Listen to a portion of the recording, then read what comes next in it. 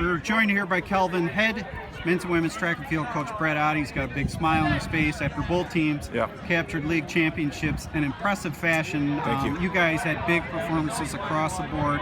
Just talk about just the general atmosphere, enthusiasm by both teams this past 2 days. Well, we start off with big day one performances for both the men and the women. The rest of the league responded very well. They were having great performances as well. So while we were having good days, you're just never quite sure how things are going to turn out. And day two was the same. I mean, we had some ups and downs. I sound like a broken record, but you have ups and downs always in a meet of this magnitude. The men's side, you had a very close indoor competition with Trine this past February or March. You ended up really putting the hammer down with your team over the last 2 days. Just talk about, what were some of the components? I thought you guys did very well in the field. That kind of gave you a nice base to build off of, and then everything else filled in after that. The nice thing is with the guys of character that we have, I really didn't have to overemphasize the importance of what we're doing here. They kind of took it upon themselves and respond. Certainly we reinforced that we want to put our best foot forward,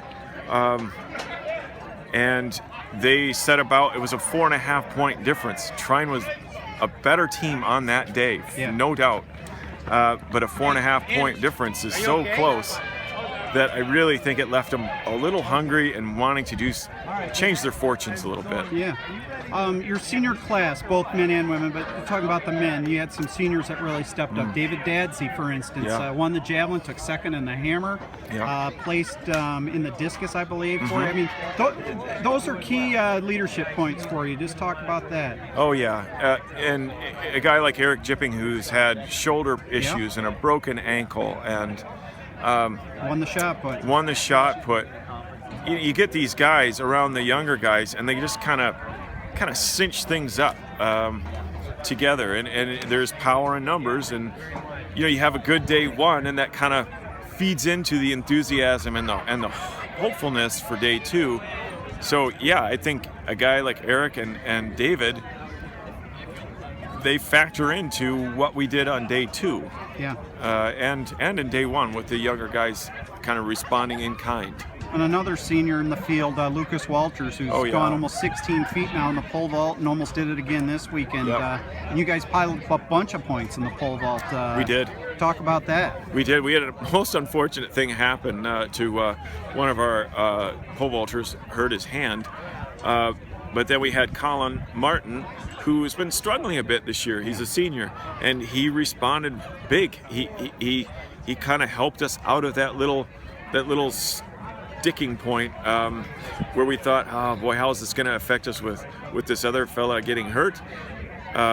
He pulled up his socks and made some bigger heights for him. And then of course we have that sophomore, Jacob Stout. Rallying and going over 15 feet, which is about 6 inches higher than he's gone before. So again, Lucas inspires people with what he's doing, and that kind of feeds into the enthusiasm of other folks thinking, well, if he can go that high, maybe I can do something special as well. Well, speaking of inspiring, as the British would say, goodness me, when you talk about Ethan Valentine today, winning that 400 in an MIAA and school record time, 47.32, almost won the 200 meters, and then made up about 15 meters on the final leg of that 4x4. You guys win by 0.08 of a second, 3:18.33, and really took all four guys. Let's not leave the other three out, but no doubt. That was a performance that Kelvin Track and Field will remember for a while, right up there with like the Rachel Burners and things like that, Very inspiring. And what set up that, again, being a team, we went 1, 2, 3, 4 in the 5.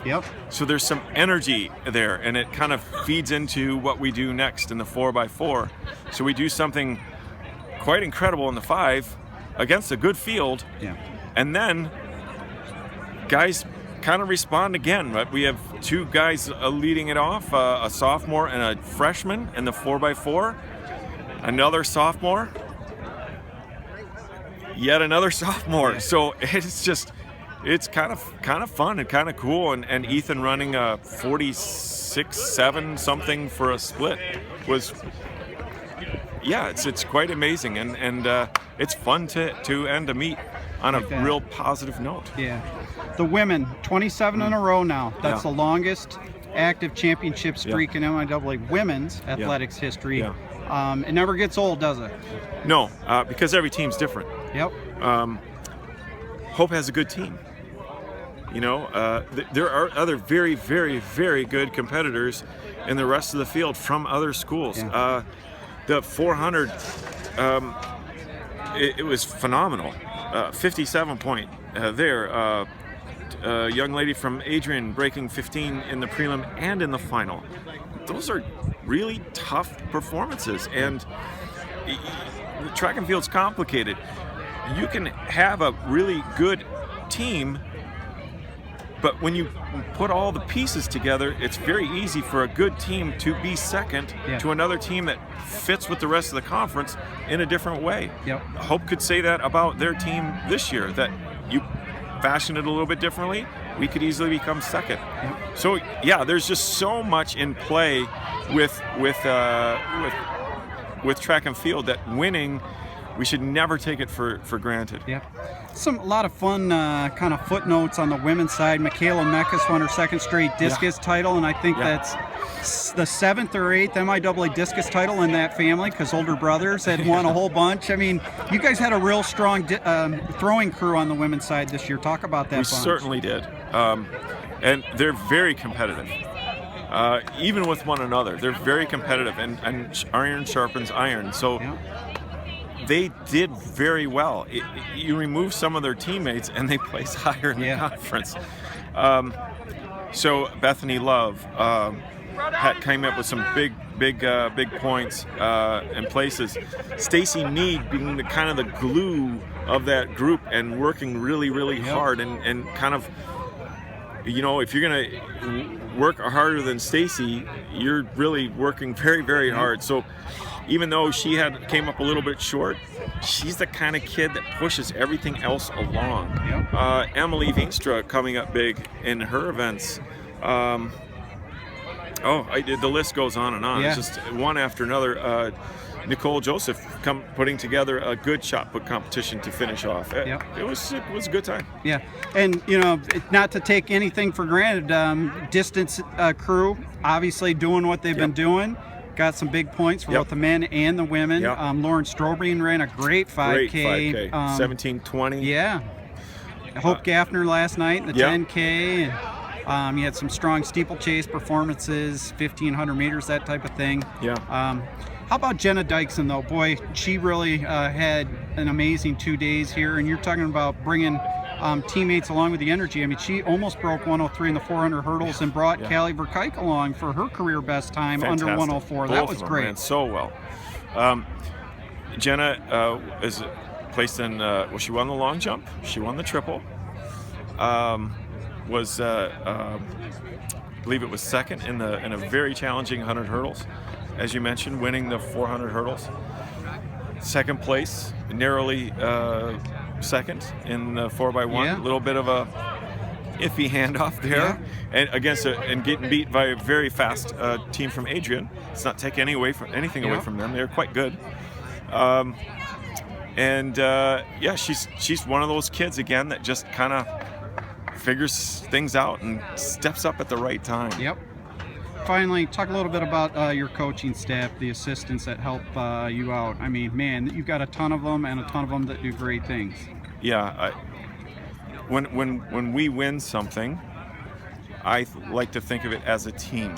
Coaches included. We are a team of coaches within the team of Calvin, and certainly to do this by myself, I would be remiss to saying that that Al and Brian and Rick and Ryan and Katie and Mike, we all do this together, and I've learned as much from them as anybody, and they help me become better, and hopefully I can help us all become a more complete team. And it's fun coaching with those people. Okay. Well, congrats on the championships, and hope to talk to you again. Thank you. Okay.